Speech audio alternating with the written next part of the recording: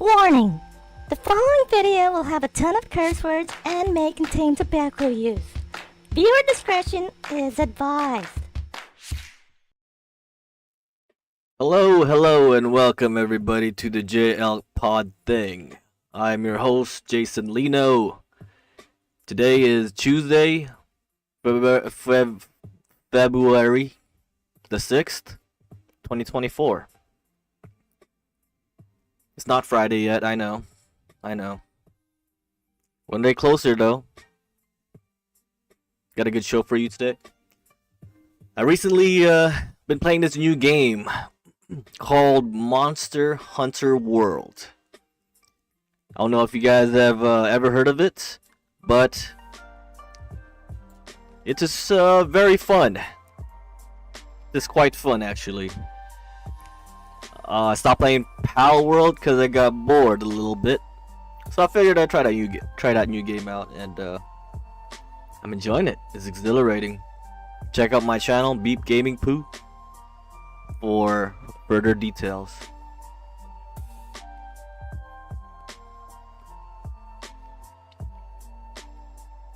First topic of the day.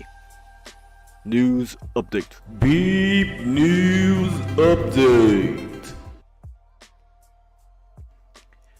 So we got a couple famous deaths today. Country music legend Toby Keith died at age 62 after his long battle of stomach cancer. Rest in peace. Not a country music guy, but I do enjoy country music. So it's a shame to see one of the biggest stars. But his music will always be remembered. Another music legend, Tina Turner, has also died in her home in Switzerland. Died at the ripe old age of 83. Yeah. Now on to some political news. Donald Trump tells the Supreme Court that he's immune. Yeah, that's pretty much what I read. Donald tells the Supreme Court the 14th Amendment does not apply to him. Good old Donald. Back at it again. This is him speaking during a campaign event at Big Leagues Dreams Las Vegas on January 27th in Las Vegas. Donald Trump's legal team said that a section of the Constitution's insurrection clause cited to bar the former president from the ballots in Colorado does not apply to him. In the filing submitted by the Supreme Court, which is due to hear arguments on whether Trump can be blamed or can be banned from running for presidency in Colorado over claims he engaged in an insurrection on January 6, 2021, Trump's lawyer said that the wording of Section 3 of the 14th Amendment means it does not apply to the Republican, as he was not an officer of the United States while president.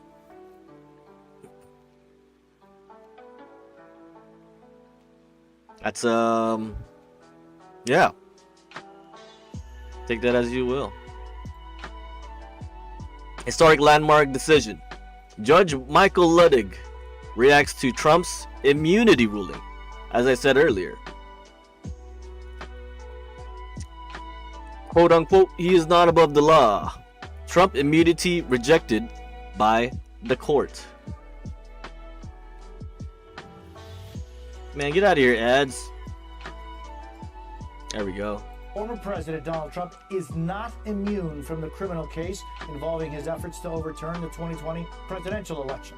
Why is he weeping like this that? all down for us. NBC's Ken Delaney and Rebecca Royfeet former assistant district attorney in Manhattan and a professor of law at New York Law School, and Andrew Weissman, former senior member of the... I'm not gonna go through the whole video. Moving on.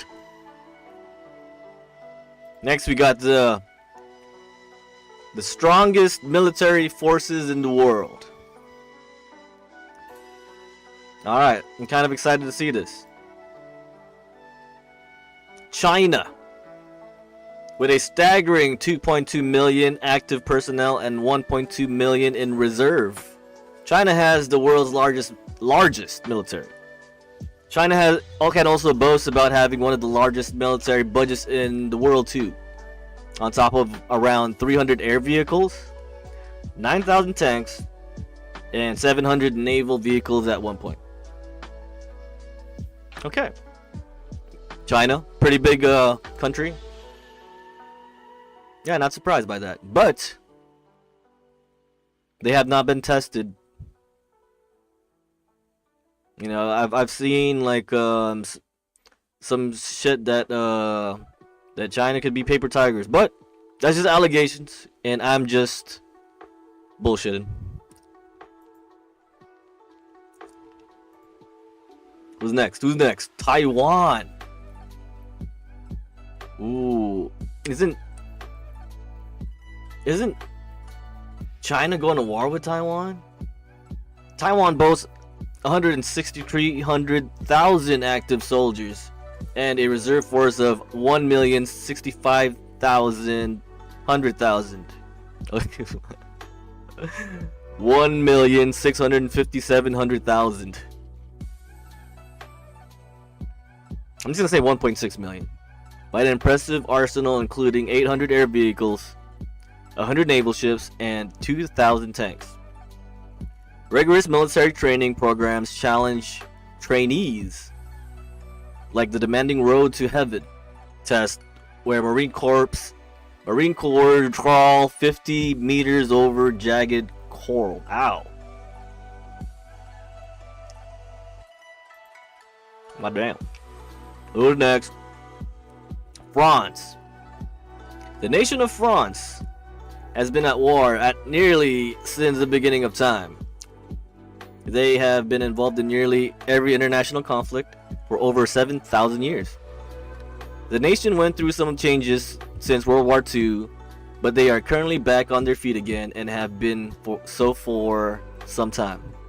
You can look in nearly every history book in France and see that it has been involved in numerous wars. Sometimes these wars were to defend themselves, and sometimes they try to conquer other nations. They have about 208,000 soldiers that are active and 141,000 in reserve. Alright. Peru. With a population of only 30 million, Peru maintains a sizable military force of 81,000 active personnel and 188,000 reservists. It possesses a robust air force, including fighter jets, attack helicopters, and aircraft, as well as ground support with tanks, artillery, and rocket projectors. Their naval fleet comprises frigates, patrol craft, corvettes, and submarines. Peru, I did not know that. Don't fuck with the Peruvians. Alright, Greece. Despite its population of less than 11 million, Greece maintains a significant military force with a total of 368,000 personnel, including 142,700 serving in active duty.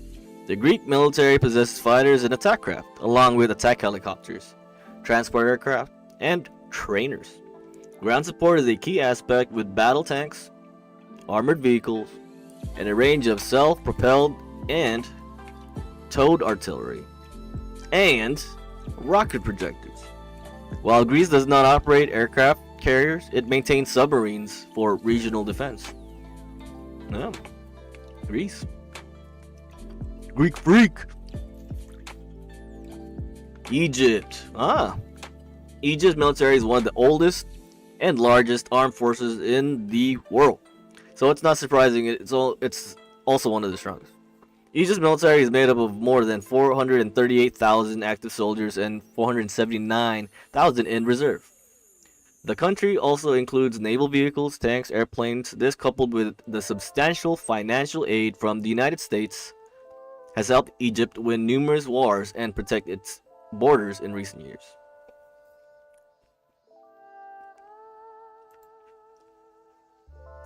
Mexico. Despite Mexico's population of nearly 124 million people, the country's military is relatively small, with only 206,000 active personnel and 81,500 reserve members. Mexico features fighter jets and a handful of other attack fighters. The country is focused on transport aircraft, and it also lacked attack helicopters. Mexico's army is comprised of combat tanks and only a handful of armored fighting vehicles. The country does not operate some towed and self-propelled artillery. While Mexico does not own an aircraft carrier, the country's military is responsible for operating and maintaining frigates, mine warfare vessels, patrol craft, and 7 corvette warships.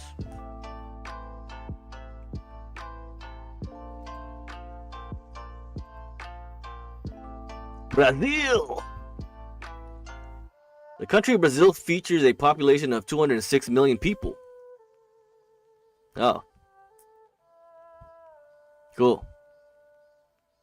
Wait, who's number 1? This is a long list. Fuck. I should have started from number 1. God damn. 27. How's China all the way back there though? Oh, it's not in order? Alright, so Japan, Argentina, Russia. If you guys want to see the numbers, it's by Rose really the strongest military force in the world. Or go to Microsoft Start.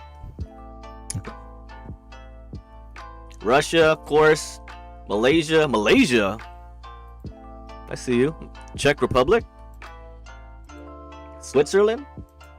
North Korea. Ooh, Sweden. The United States. Germany. Algeria. Oh shit. Canada. Thailand. India. Iran. Ooh, Iran. Netherlands. Yeah, it's getting crazy with the US and Iran right now. Myanmar. Australia. Pakistan. Spain. Vietnam. Italy. Norway. Damn. UK. Turkey. And we've already said Brazil. Cool. I was reading through a whole 34 of them, man. Fuck that. Alright. Most homeless states in America. Ranked.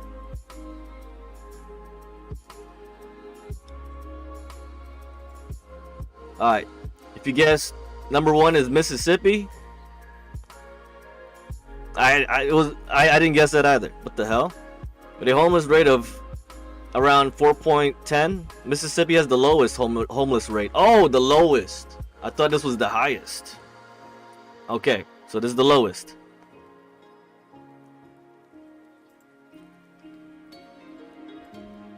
South Carolina.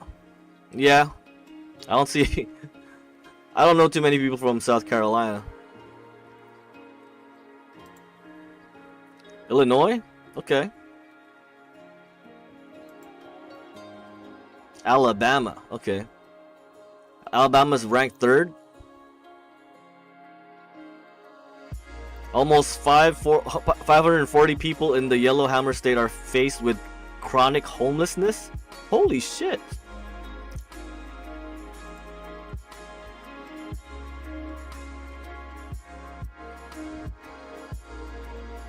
Damn, Alabama, man. You guys have a lot of homeless. Virginia is the 4th most homeless state. Yeah, Virginia Beach is pretty hard to look at sometimes. Iowa? Wow. Iowa has a 2,419 total homeless population. Damn. West Virginia. West Virginia ranks 6th. Okay. Wow. A lot of homeless in the Mountain State. North Dakota, 7th. Indiana, 8th. Connecticut,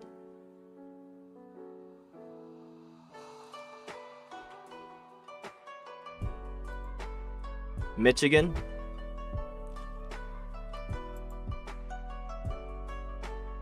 Maryland, holy shit, Kentucky, they're doing all right. Oklahoma, Pennsylvania. Okay, so where's California? I'm kind of curious now. Florida's 29th. Wow.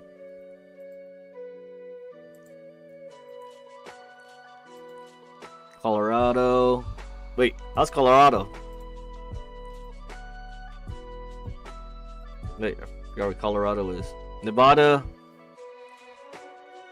41st worst state? Oh, it's not bad. Alaska, 42nd. No one lives in Alaska. Maine, 43rd. Washington, 44th. Wow. New York's 45th. Hawaii's 46th. Oregon's 47th. California, ranking 49th, has a 43.70. Oh my god, homeless rate, but the numbers look much worse than any other state. This state's homelessness population is 171,521, over 57,700 of which are chronically homeless, making the state with the largest homeless population in the United States. Yeah, sounds about right. Colombia,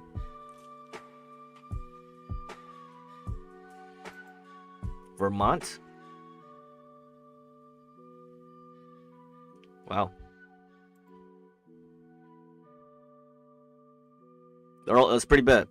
Pretty bad. A lot of bad homeless problems all around. Alright, so that's all the news I got for you. Moving on.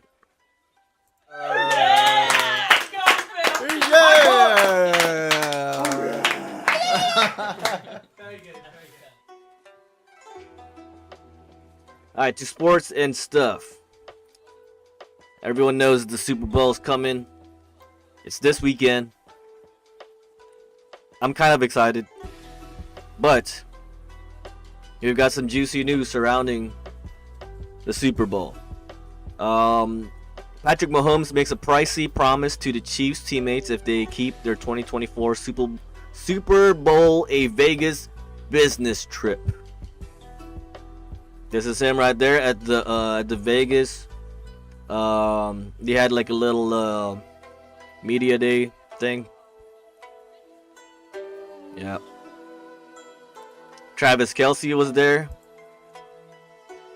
and he was there to address the engagement rumors.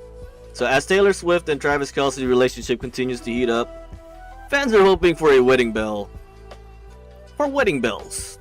in the future. However, as he gears up for Super Bowl, what's that? 53? The Kansas City Chiefs tight end somewhat addressed engagement rumors during a press conference on Monday. "I'm focused on getting this ring," he said in reference to a Super Bowl championship ring. "That's all the focus is on my mind right now." So no. Guess not. Alright. And I'll be right back.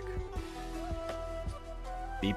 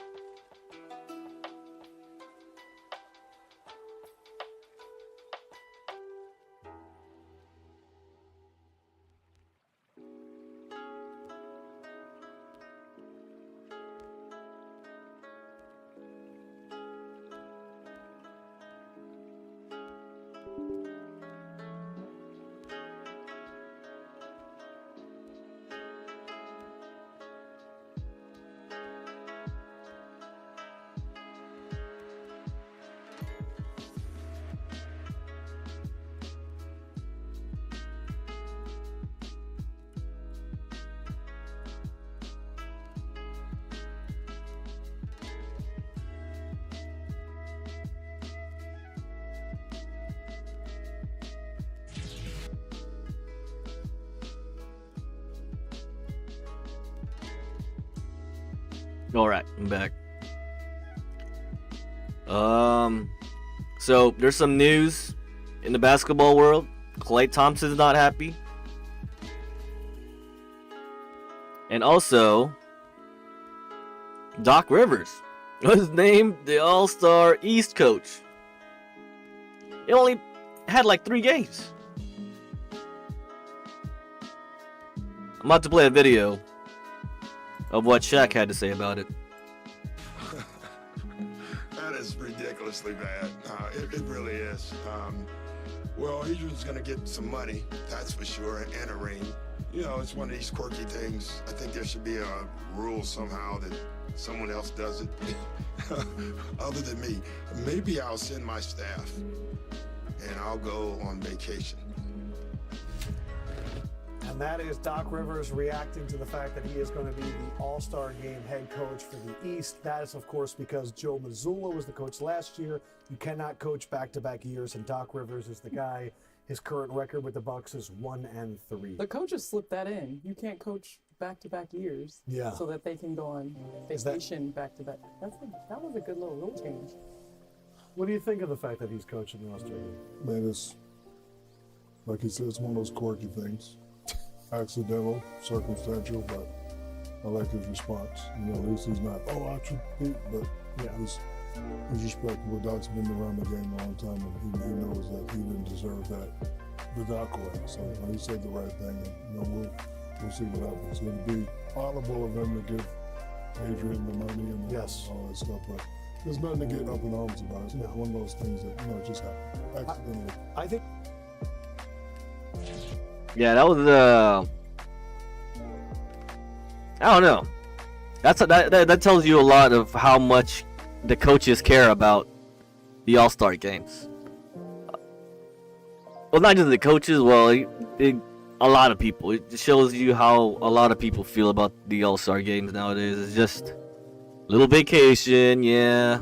I mean, that's how it's kind of supposed to be. It's more for a player. It's more a player thing, I guess. Because you know, as players, they're more you know, their legacy is more derived on numbers and how many All-Star games and shit like that. I guess coaches do it. I don't know. Let's watch the video with Klay not happy. I cannot wait for our trade deadline special on Thursday. Does that take and give you? I don't like it. He doesn't like it. I think we should make it 6 hours. I think we should make it a full day. ESPN. How many of those hours are you going to work it? I've been trying to negotiate it down, but right now I've negotiated it to 4 hours. Oh, okay. I appreciate that, Richard. Might Golden State be one of the teams that is active at our trade deadline? Oh, Richard. They're You beautiful bald man. They were in Brooklyn last night with a trio of Steph, Klay, Draymond. They picked up their 500th win together. Only the 9th trio ever to do that, right? So here is how it happened, Richard. Watch Jonathan Kuminga here. Posts up, finds Fuck the highlights. Curry. I want to see what Klay said. Yeah, that stuff, so. What are they talking about? You ain't played to finish the game? I got to finish the game 5 of the finals. Who cares? Well, I haven't asked that yet, but I will now. Huh? I said I haven't asked it yet, but Oh, you're like you're about to. Yeah. Answer this for me. Already. I mean, you didn't post that. That's obviously going to be a story. I mean, that's all good. Yeah, these guys played great. He played great. He beat Johnson. And did when each one saw him. Is this an adjustment period for you a little bit? I mean, he's done it in a few games, obviously. Yeah. Kidding me? Go from it. You know, one of the best players. It's not hard for anybody. I'll be honest with you. So this was the 5th time Klay was subbed out in the 4th quarter and did not play in the final 5 minutes of clutch time under Steve Kerr. For them, Shit. they have come this season, and then the other came in January of 2020. Brian, did you see what he's? I mean, basically, he in front of us is coming to terms with the fact that he's on the downside of his career. He's, you know, You think he just now realized that in that moment? Well, I think this is from the outside looking in, just from the outside looking in, right? And Damn. I've never been in your guys' shoes. What do you guys think? You guys think Klay's going to the Lakers? Oh man, I love these NBA trade talks and all that shit. it's always like dramatic, and they always end up doing the dumbest thing. I don't know. But before I go, I want to leave you all with one thing.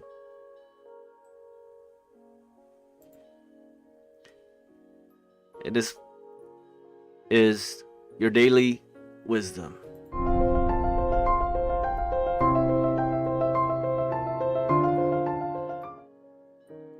And for your daily wisdom, just don't be toxic. Don't be toxic. Just don't. Here are. Hold on, let me pull it up.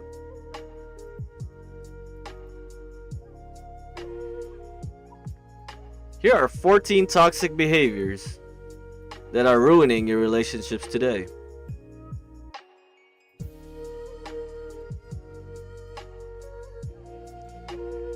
Number 1, going to friends first.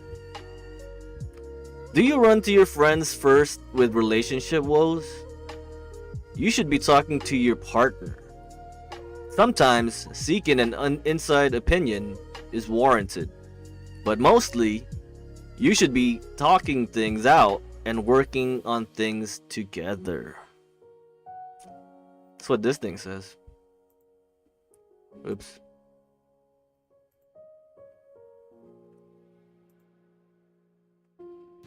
Stonewalling. Are you familiar with stonewalling? I'm not. It is when a person completely shuts down in a conversation or refuses to communicate with you, and it is toxic. It's also widely considered a form of gaslighting your partner. Huh. So if I was talking to you and you said something I didn't like, I would just be like, and I'll just stop talking. That's stonewalling. I've seen that, but I didn't know it was called stonewalling. Making unnecessary comments. I'm guilty of this. Very guilty. Put me in jail. Do you make rude comments when you and your loved ones are arguing or upset with them? One woman warns it ended her relationship. She clarifies, making snarky and sassy comments when upset instead of outright stating my problem or question. I was hurt and wanted them to feel it and give me some kind of emotion back. And all it did was make them think I was always mad at them and pushed us apart further. Huh, that's a pretty good one. So stop making unnecessary comments, folks. Instead, just state the problem or the question in the most polite as you can manner and stuff. Pretending to be okay. Several women relate with one adult who admits to saying the infamous words, "I'm fine," pretending to be okay, and then ultimately having a meltdown about the behavior they said was okay. One user responds by saying, which is like whiplash for them, "You said it was fine, and now it's not fine?"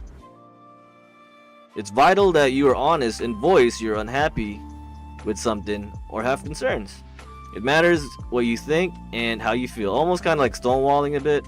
Instead, this is more of a verbal whiplash. Like almost a knee-jerk reaction. Oops. People pleasing. Okay, I'm guilty of this. This has been a thorn in my side for far too many years. It's caused me headaches in my personal and work relationships. When one woman asks how to overcome it, another replies, "Therapy." Seriously. Learn how to ask for what you want. Say no to what you don't want, and stand up for yourself. Solutions focused, skill-based therapy, not talk therapy. There we go. That's a good one. gift showering to make up for things. Making my partner feel terrible for having their own life outside of spending time with me, then showering them with gifts to make up for it. Admits one. This signifies a codependent relationship and is a good thing to identify and overcome. Constantly requiring reassurance. Do you find yourself constantly asking for reassurance in your relationships? This can definitely stem from abandonment issues and low self-esteem. Do you still love me? Are you still mad at me? Do you like me? Those questions can be associated with anxious attachment and general anxiety. It's a good fact. Intentional baiting. Oh, I love this. You baiters. My cousin's really good at this. He's a master baiter. So, intentional baiting. Numerous women identify with another who confess baiting, having a specific answer, asking an innocent question, quote unquote, innocent, and then going off to making my point, as opposed to directly saying, hey, I have a concern that I need to talk to you about.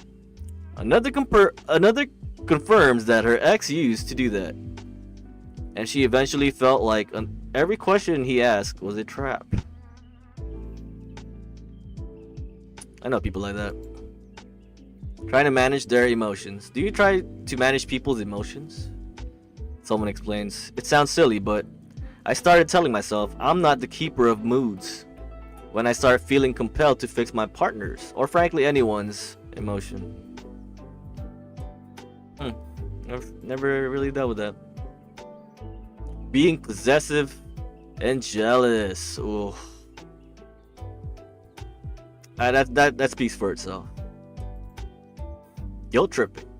Have you ever laid it on the thick when your partner is upset with you by not doing what you want? Well, many users note that guilt tripping is manipulative and emotionally immature. However, several admitting to doing it and overcoming it at some point in their adult lives. I have.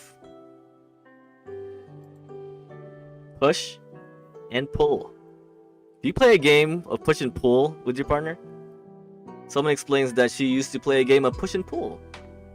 She'd get mad over something simple, then demand her partner's attention as proof that he loved her until I was satisfied.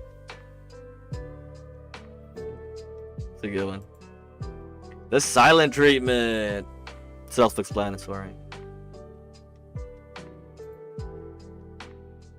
That's it. Hope you guys enjoy the rest of your day. And I appreciate you guys for tuning in. Don't forget to hit that like button, the subscribe button, and maybe leave me a comment. Maybe a nice comment. I'll see you guys in the next one. Peace out. Yo, like and subscribe, and I'll love you long time.